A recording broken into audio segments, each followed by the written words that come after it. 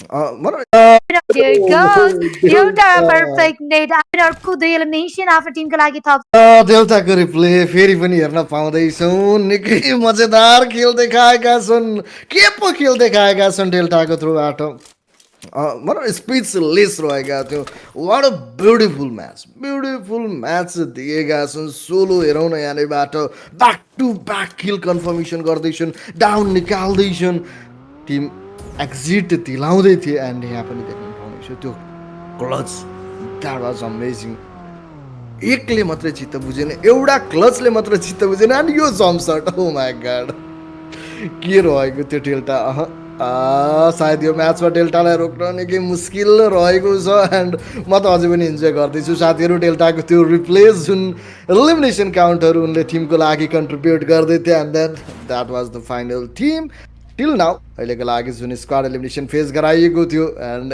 11 देखि 12 elimination solo बनाउँदै थिए इनफ्याक्ट ओके 11 एलिमिनेसन सोलो रहेको थियो डेल्टाको बारेमा अब म धेरै चर्चा गर्न त चाहन्थेँ बट के भन्ने के नभन्ने यो पो छुट्ला कि त्यो पो छुट्ला कि भन्ने भइराखेको छ या साथीहरू तपाईँहरूले कमेन्ट सेक्सनमा भने चाहिँ पके पनि डेल्टाप्रतिको त्यो माया चाहिँ देखाउनुहुन्छ भन्ने मैले आशा राखिराखेको छु विश्वास राखिराखेको छु अहिलेको लागि अन द स्क्रिन रहेका टिम T2K जहाँ हामीले यो टिमलाई पनि वाच गर्नै पर्नेछ यो टिमको तर्फबाट पनि चाहिँ खेल निकाल्न सोचिराखेका छन् अघिल्लो म्याचले गर्दाखेरि टिम अलिकति फर्ममा आउँदै थिए उनीहरूको लागि पनि चाहिँ भनौँ न त्यो चलिराखेको यता हिटको एगेन्स्ट उजमलाई डाउन निकाल्यो हडपमा पर्दाखेरि चाहिँ यसोपट्टि ऱ्याङ्गलको म्याचको कहानी अलग हुने यसोपट्टि यो म्याचको यो ब्याटलको कहानी अलग हुने हो अगाडि बढ्दै थियो उजैफा नेट तन्काइयो नेटले रिजल्ट दिएनन् रुल्स रिटालिएसन सर्ट दिँदै थियो ड्यामेज डिल गराइयो उजैफाको एगेन्स्टमा उता नेट तन्काउँदैछन् रुल्सको तर्फबाट नेट फालिनेछ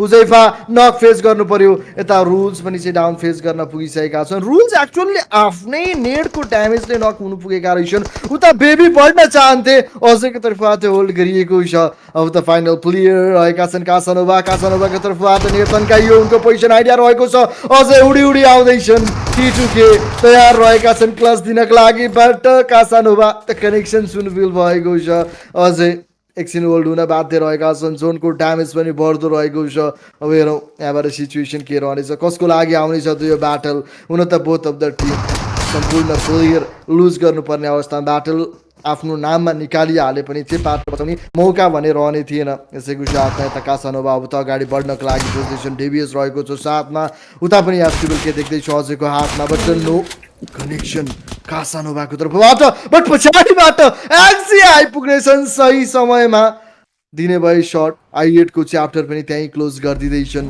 टप 4मा आइसकेका छौँ जहाँ RC32 जुट स्क्वाड फुलम्यानको साथमा रहेका छन् DRS का लागि सोलो डेल्टा जो फुलम्यान भन्दा कमी छन् जस्तो मैले देखिराखेको छु एटलिस्ट यो म्याचलाई हेर्ने हो भने त ओहो बाप बनाउँदैछन् उनले यता अर्कातिर RRA का लागि पनि सोलो देख्न पाउँदै थियो उता डेल्टा फेरि पनि किल थप्दैछन् एक्जीलाई टेक डाउन गरिदिए किल कन्फर्मेसन गरिएको छ 12 एलिमिनेसन बनाउँदैछन् डेल्टा कहीँ पनि रोकिने नाम रहेको छैन 20औं एलिमिनेसन पोइन्ट टिमको खातामा अलरेडी आइसकेको छ रोस्ने and Delta still going on यहाँ डेल्टा यो म्याचसँगै त कतै न कतै टिमको लागि एउटा ह्युज जम्प देख्दै गइरहेको छ already I guess 20 points DRS गेमिङको लागि रहेको थियो 20 त झन् एलिमिनेसनबाट आइसकेको छ 40 थपिँदै गर्दाखेरि त टप आई गेस कतै न कतै टप 5 को एन्ट्री या त टप 3 फर्स्ट भनौँ न एन्ट्री बनाइसकेको छन् कि भनेर मान्दै गरिरहेको छ टप 3 टप 5 सम्म चाहिँ एन्ट्री बनाइसकेको मान्दै गरिरहेको छ अब लेट्स सी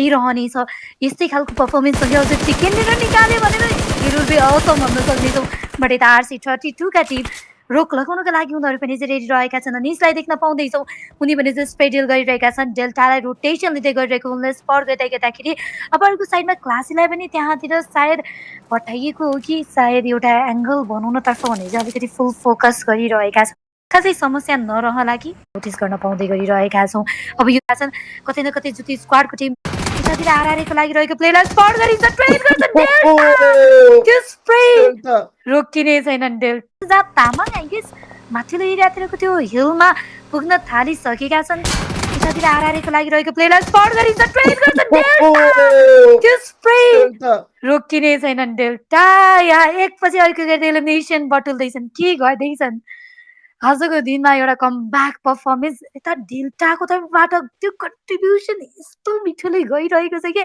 उनले सोलो 13 एलिमिनेसन अलरेडी यो म्याचमा निकालिसकेका छन्।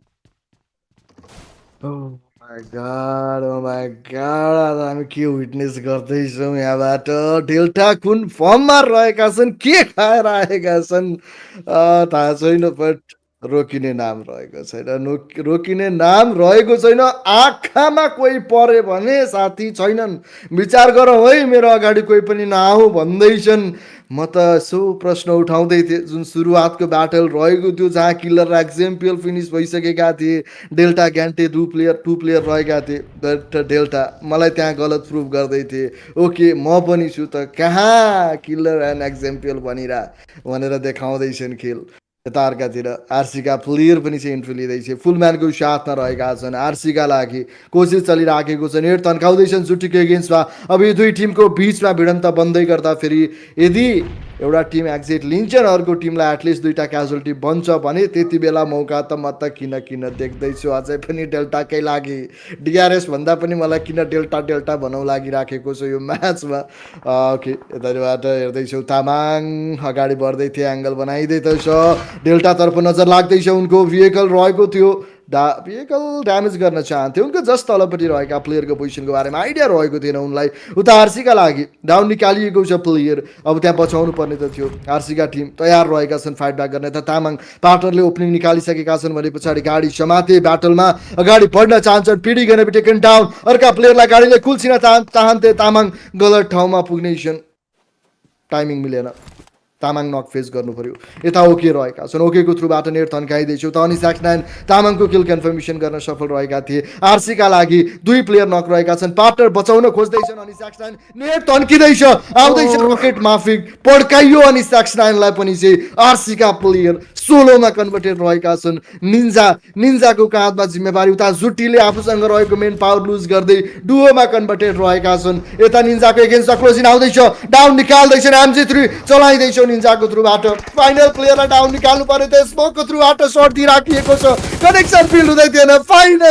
फाइनल्ली त्यो फिनिसिङ ब्लो दिँदैछन्। उता डेल्टाको पालो आइसकेको छ, डेल्टा अगाडि बढ्दैछन्। अब यो म्याच चिकन निकाल्ने बारेमा सोचिराखेका होलान्। आरआरएका लागि सोलो रहेका थिए, नेड पड्किँदै थियो डेल्टाको, निन्जा डाउन फेस गर्नेछन्। डेल्टा अर्को एउटा एलिमिनेसन पोइन्ट आफ्नो खातामा निकाल्दै अब त ब्याटल 1-on-1मा कन्भर्टेड। फाइनल प्लेयरको पोजिसन आइडिया रहेको छैन, स्मोक युटिलाइज गर्दैछन्। त्यो फाइनल प्लेयरले सर्ट कमिट गरेका थिएनन्, डेल्टा कन्फ्युज रहेका छन्, प्लेयर पछाडि छन् या फिर अगाडि छन्, कता छन् त प्लेयर, उनी एकदमै सतर्कता अप्नाइराखेका छन्। यो चिकन हात पार्नको लागि तयार रहेका छन् डेल्टा।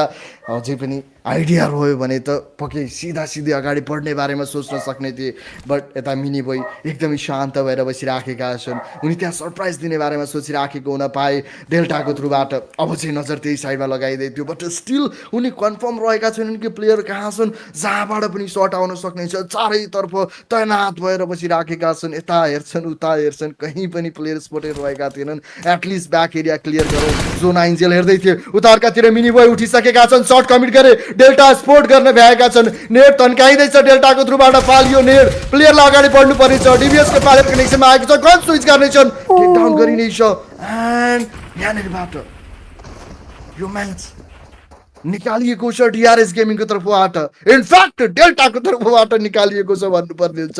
के खेल देखाएका छन् Delta, oh my god, completely beast game रहेको थियो उनको थ्रुबाट रोस्ने।